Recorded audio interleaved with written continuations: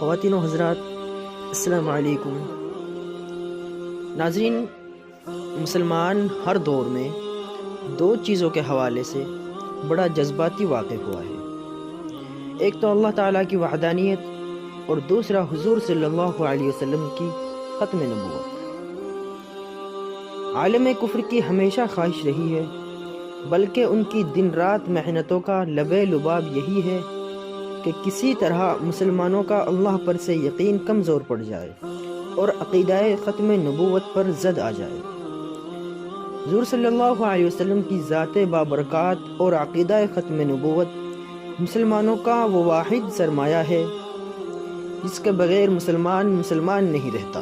1857 عیسوی میں حکومت برطانیہ کی مکاری اور عیاری سے ایسٹ انڈیا کے نام سے بنی ہوئی کمپنی کی مدد سے مسلمانوں کی حکومت کو دیمک کی طرح کھایا گیا، پہلے کمزور کیا اور پھر حملے کر کے سلطنت مغلیہ کا خاتمہ کر دیا گیا۔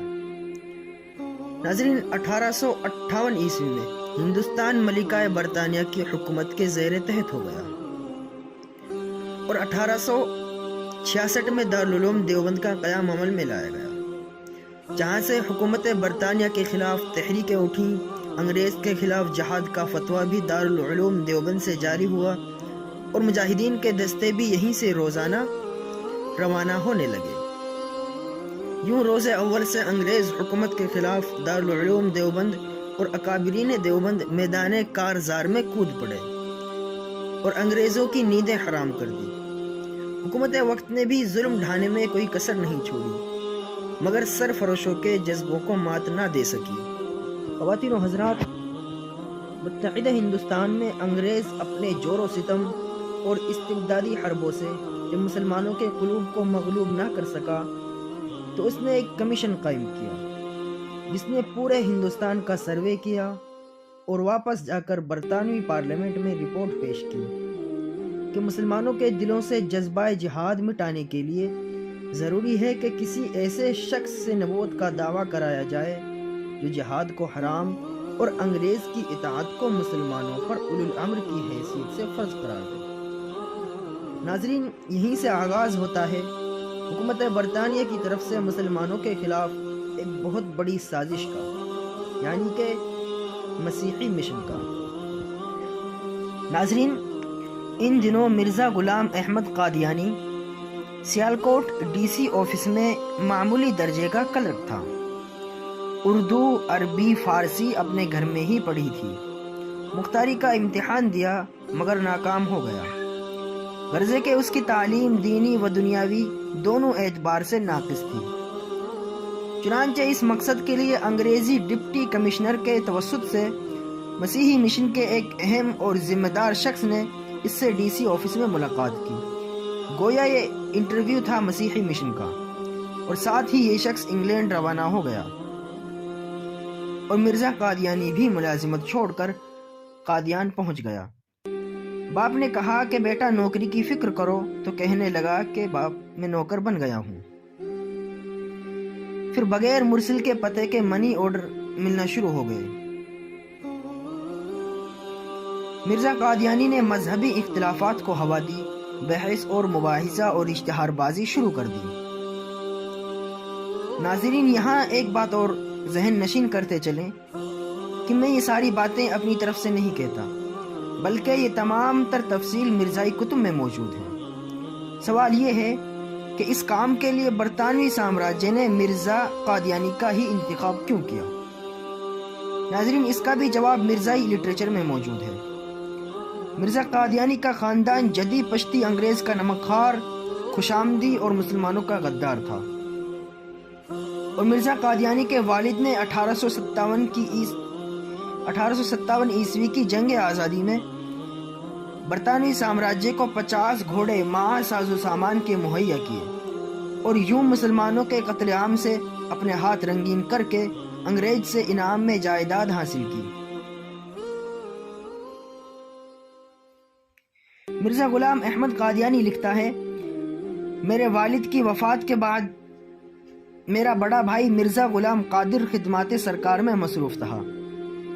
ناظرین، کتاب ستارہ قیصریہ صفحہ نمبر 6 پر اپنے بارے میں لکھتا ہے، کہ میری عمر کا اکثر حصہ اس سلطنت انگریزی کی تائید و حمایت میں گزرا، اور میں نے ممانعت جہاد اور انگریزی اطاعت کے بارے میں اس قدر کتابیں لکھی ہیں اور اشتہار شائع کیے ہیں کہ اگر وہ رسائل اور کتابیں اکٹھی کی جائیں تو 50 الماریاں اس سے بھر سکتی ہیں۔ غرض ہے کہ مرزا قادیانی کی گوشت پوست میں انگریز کی وفاداری اور مسلمانوں کی غداری رچی بسی ہے۔ یہی وجہ ہے کہ اس مقصد کے لیے انگریز کی نظر انتخاب مرزا قادیانی پر پڑی اور اس کی خدمات حاصل کی گئیں۔ جن حضرات کی مرزائی لٹریچر پر نظر ہے وہ جانتے ہیں کہ مرزا قادیانی کی ہر بات میں تضاد ہے، لیکن حرمت جہاد اور فرض اطاعت انگریز ایک ایسا مسئلہ ہے کہ اس میں مرزا قادیانی کی کبھی بھی دو رائے نہیں ہوئی، کیونکہ یہ اس کا بنیادی مقصد اور غرض و غایت تھی۔ یہی وجہ ہے کہ اس نے اپنے آپ کو گورنمنٹ برطانیہ کا خود کاشتہ پودا قرار دیا۔ ناظرین، دارالعلوم دیوبند کے سرخیل حاجی امداد اللہ مہاجر مکی رحمۃ اللہ علیہ نے اپنے نور ایمانی اور بصیرت و جدانی سے مرزا قادیانی کے دعوان نبوت سے پہلے پیر مہر علی شاہ کولٹوی رحمۃ اللہ علیہ سے حجاز مقدس میں ارشاد فرمایا کہ پنجاب میں ایک نیا فتنہ اٹھنے والا ہے جس کے خلاف اللہ تعالیٰ آپ سے کام لیں گے۔ بیعت و خلافت سے سرفراز فرمایا اور اس فتنے کے خلاف کام کرنے کی بھی تلقین فرمائی۔ ناظرین، 1881 عیسوی میں جب مرزا لعین نے نبوت کا دعویٰ کیا تو علماء دیوبند میدان میں آ گئے، اس کے خلاف تحریکیں چلائیں، جانوں کے نذرانے پیش کیے، یہاں تک کہ 7 ستمبر 1976 عیسوی کو پاکستان کی قومی اسمبلی میں غیر مسلم قرار پائے۔ اس میں کوئی شک نہیں کہ تحریک ختم نبوت کی کامیابی میں بنیادی کردار علماء کا رہا، مگر یہ مسئلہ صرف علماء کا نہیں بلکہ ہر کلمہ گو مسلمان نے اسے اپنا ذاتی اور ایمانی مسئلہ سمجھا۔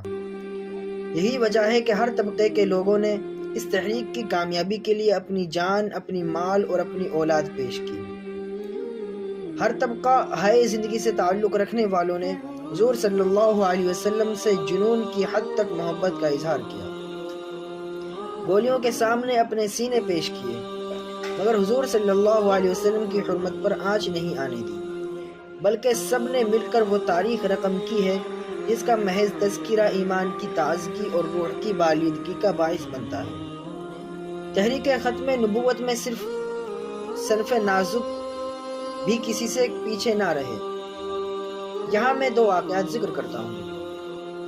ناظرین، 1953 عیسوی کی تحریک ختم نبوت میں ایک عورت اپنے بیٹے کی بارات لے کر دہلی دروازے کی طرف آ رہی تھی۔ سامنے تڑ تڑ کی آواز آئی۔ معلوم کرنے پر پتہ چلا کہ آقائے نامدار صلی اللہ علیہ وسلم کی عزت و ناموس کے لیے لوگ سینہ تانے بٹن کھول کر گولیاں کھا رہے ہیں، تو بارات کو معذرت کر کے رخصت کر دیا۔ بیٹے کو بلا کر کہا کہ بیٹا، آج کے دن کے لیے میں نے تمہیں جنا تھا، جاؤ آقا صلی اللہ علیہ وسلم کی ناموس پر قربان ہو کر دودھ بخشوا جاؤ۔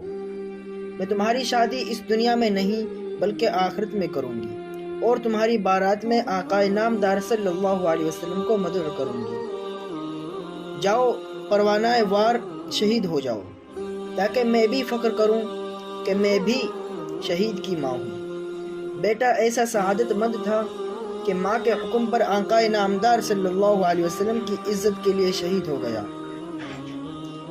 جب لاش لائی گئی تو گولی کا نشان پشت پر نہیں تھا بلکہ تمام گولیاں سینے پر کھائیں۔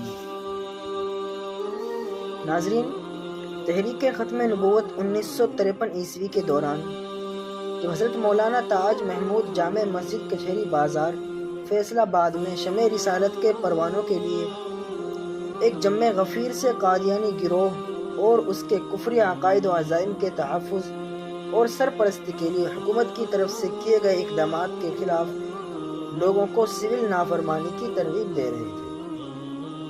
مولانا تاج محمود کے دل سے نکلنے والی یہ آواز مسجد کی سیڑھیوں کے پاس کھڑی ایک عورت بھی ہماتن گوش ہو کر سن رہی تھی۔ دفعتاً شدت جذبات سے مغلوب ہو کر ساری مسجد میں پھیلے مجمع کو چیرتی ہوئی آگے بڑھی اور اپنی گود کے بچے کو ممبر کے قریب جا کر مولانا کی طرف اچھال دیا اور کہا کہ مولانا صاحب، میرے پاس صرف یہ ایک سرمایہ ہے، اسے سب سے پہلے آقا صلی اللہ علیہ وسلم کی عزت و آبرو پر قربان کر دو۔ یہ کہہ کر عورت الٹے پاؤں باہر کی طرف چل پڑی۔ اس منظر کو دیکھ کر سارا مجمع دھاڑے مار مار کر رونے لگا۔ خود مولانا کی آواز گلوگیر اور رندھی ہوئی تھی۔ انہوں نے لوگوں سے کہا کہ اس عورت کو جانے نہ دینا، اسے بلاؤ۔ چنانچہ اس عورت کو بلایا تو مولانا نے کہا کہ بی بی، سب سے پہلے گولی تاج محمود کے سینے سے گزرے گی، پھر میرے اس بچے جو کہ آپ کے اکلوتے بیٹے طارق محمود کی طرف اشارہ کرتے ہوئے کہا کہ اس کے سینے سے گزرے گی، پھر اس مجمع کے تمام افراد گولیاں کھائیں گے، اور جب سب قربان ہو جائیں تب اپنے اس بچے کو لے آنا اور اللہ کے پیارے نبی صلی اللہ علیہ وسلم کی عزت پر قربان کر دینا، یہ کہا، اور وہ بچہ اس عورت کے حوالے کر دیا۔ خواتین و حضرات، تحریک ختم نبوت 1973 عیسوی میں دہلی دروازے لاہور کے باہر صبح سے عصر تک جلوس نکلتے رہے۔ لوگ دیوانہ وار آقائے نامدار صلی اللہ علیہ وسلم کی عزت و ناموس کی حفاظت پر جان قربان کرتے رہے۔ عصر کے بعد جب جلوس نکلنا بند ہو گئے تو 80 سال کا بوڑھا اپنے معصوم 7 سالہ پوتے کو کندھے پر اٹھا کر لایا۔ دادا نے ختم نبوت کا نعرہ لگایا۔ معصوم بچے نے جو دادا سے سبق پڑھا تھا اسی کے مطابق زندہ باد کہا۔ 2 گولیاں آئیں، 80 سال کے بوڑھے اور 7 سالہ بچے کے سینے کو چیرتی ہوئی گزر گئی۔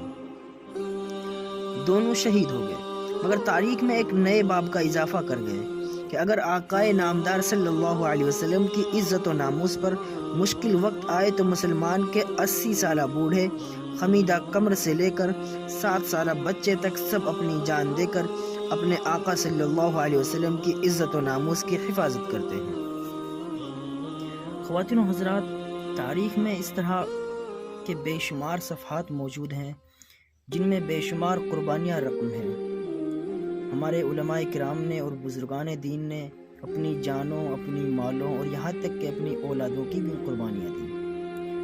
ناظرین، اللہ تبارک و تعالی ہم سب کو مرتے دم تک ختم نبوت کی پہرے داری اور چوکی داری کے لیے قبول فرمائے۔ ناظرین، مجھے دیجیے اب اجازت۔ اللہ حافظ۔